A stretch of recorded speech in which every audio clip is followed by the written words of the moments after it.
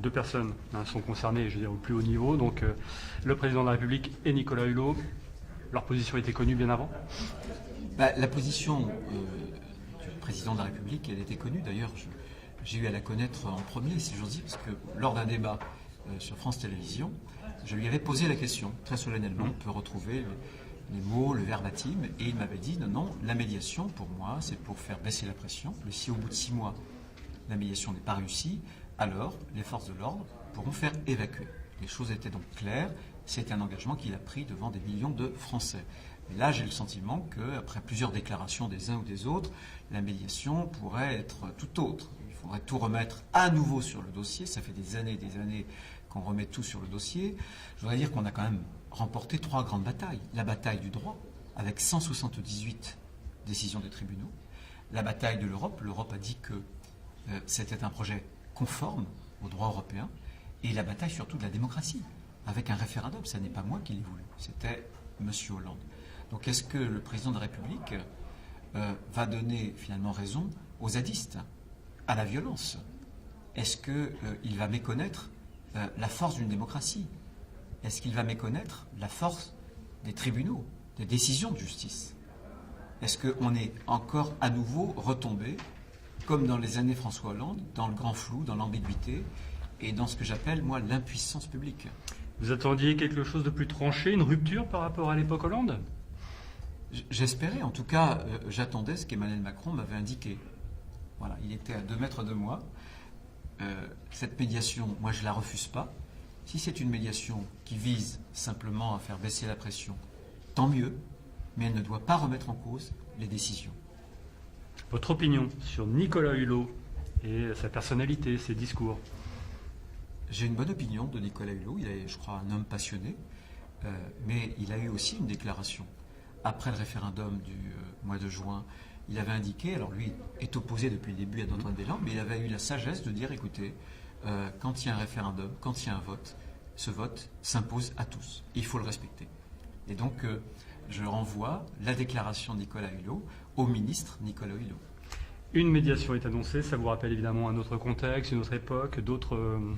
Oui. Oui, ça me rappelle exactement Madame Royal, avec une autre médiation, les 3 experts du CGEDD, les 3 experts de l'environnement, qui avaient conclu d'ailleurs que la meilleure solution, c'était Notre-Dame-des-Landes. Ça me rappelle en même temps la commission du dialogue. Voilà, c'était au tout début du quinquennat de M. Hollande. Cette commission du dialogue avait été installée et en réalité, les zadistes n'étaient pas venus discuter. Les associations qui les représentent n'étaient pas venues dialoguer. Donc à chaque fois, c'est la même chose. Donc je veux qu'on sorte d'ambiguïté. Je veux dire au président de la République, au Premier ministre, écoutez, désormais, vous avez le pouvoir, vous êtes en situation de responsabilité, que votre oui soit oui, que votre non soit non, mais alors, ce sera un mauvais coup porté au développement économique des 2 régions, Bretagne et Pays de la Loire.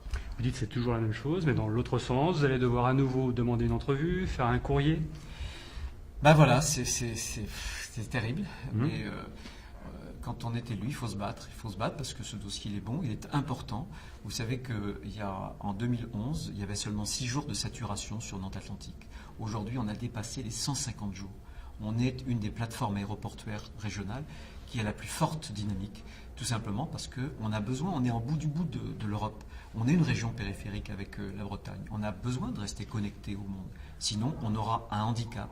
Et malheureusement, moi j'aurais souhaité l'inverse, malheureusement Nantes Atlantique, qui est situé tout près du lac de Grandlieu, qui est un des grands joyaux européens en matière de zones humides, on ne peut pas l'étendre de façon suffisante, malheureusement.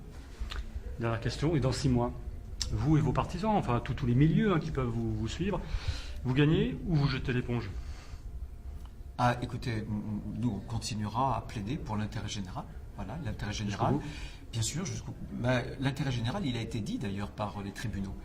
L'intérêt général, c'est en même temps la voix du peuple. Voilà. Donc, je continuerai inlassablement avec des centaines de milliers, beaucoup plus, on l'a bien vu au moment du référendum, qui soutiennent ce projet. On en a besoin, parce que s'il est abandonné, ça veut aussi dire d'énormes difficultés. De plus en plus de Nantais qui vont être exposés. Il y en a quelques dizaines de milliers aujourd'hui au bruit. Mais il faut savoir que ça pourrait doubler, etc. Ça deviendra insupportable. Ça créera beaucoup de problèmes. Alors bien sûr, pas tout de suite, dans quelques années. Mais je pense que le propre et, je trouve, l'honneur des dirigeants politiques, c'est d'essayer de prévoir l'avenir. Gouverner, c'est pas seulement choisir. Gouverner, c'est prévoir.